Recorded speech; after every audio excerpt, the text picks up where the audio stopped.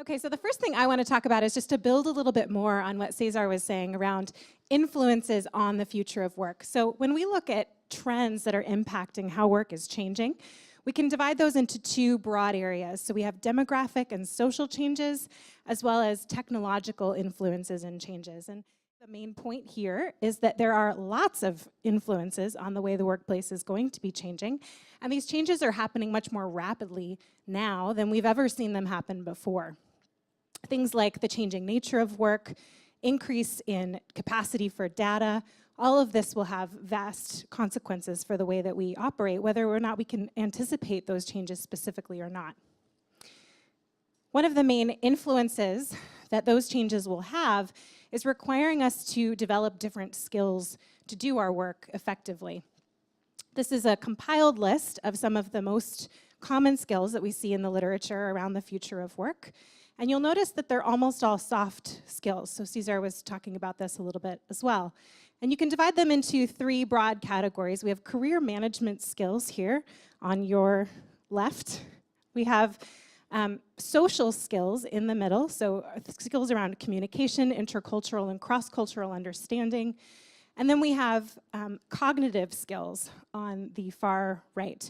These are all still soft skills, though. You'll know that futurists are a little bit cagey about predicting hard skills for the future, and that's largely because they change so quickly. Right now, for example, data scientist is one of the most common job titles that we're all seeking in our talent development pipelines. But that's probably not going to be the case in 5 or 6 years, and so we don't anticipate that as a necessary skill for the long haul. What we do anticipate is an ability to work with data and be data literate. That is a soft skill. So these influences, skills, and trends have two major implications for how we will manage careers moving forward, both as individuals and as organizations. So the first is that we can anticipate vast career change. Many, many people in the world over the next 15 years will need to change occupational categories because of these influences. The other thing we know is that people will have greater responsibility for their personal career development. This has a huge impact for organizations because if your people are not developing their skills continuously, they are not going to be useful to your organization. So this is why this is relevant to folks in HR.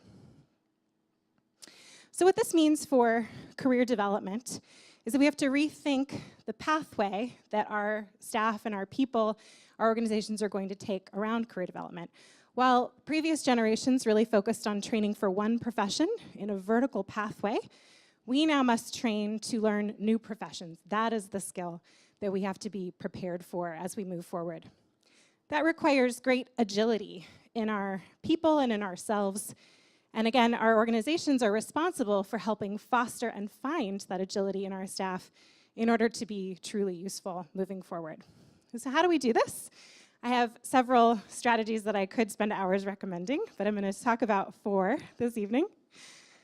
So the first one is through horizontal training. So if you're a forward-thinking HR person, you are already thinking probably a little bit about this.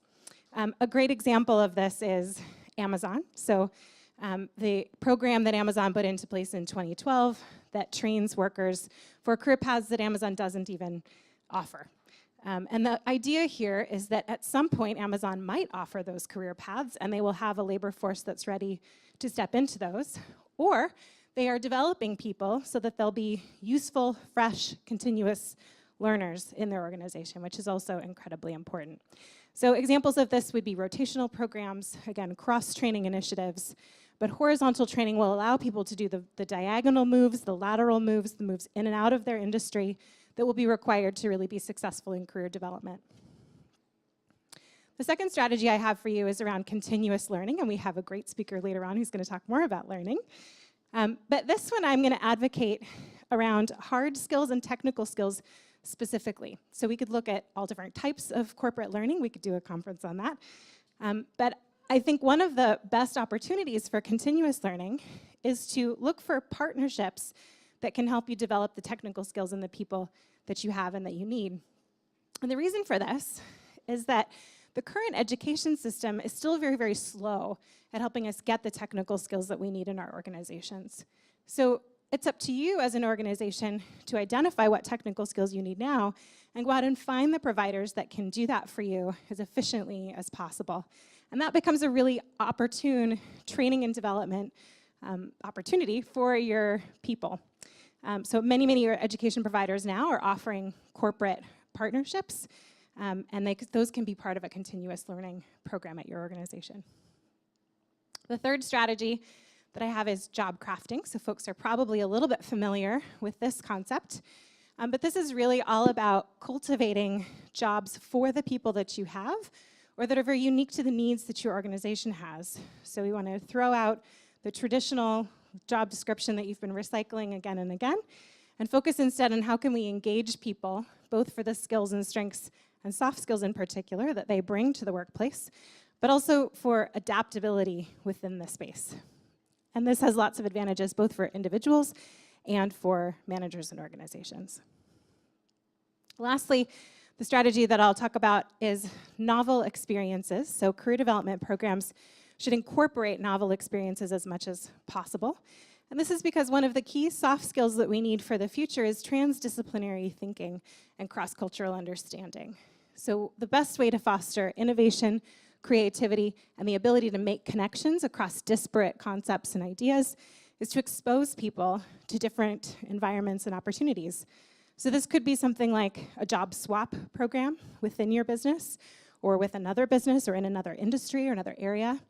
This could be something like Remote Year, sponsoring your employees to go travel around the world and work remotely, getting exposure to different ideas and people.